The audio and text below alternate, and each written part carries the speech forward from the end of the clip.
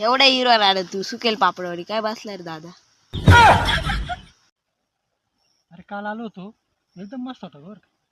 आज ते गुरवाल्यांनी आज मी नव्हतो ना इकडं चारून टाकलं त्या गुरवाल्यांनी. आज चाललं गाय अशी फिरली आहे तर ते आपलं कंपाऊंड आहे ते तोडून टाकलं आहे त्याच्यातून गाय घातली आहे. अहो काय रे जळ केलो की त्यांना पावत नाही. दाखवतो.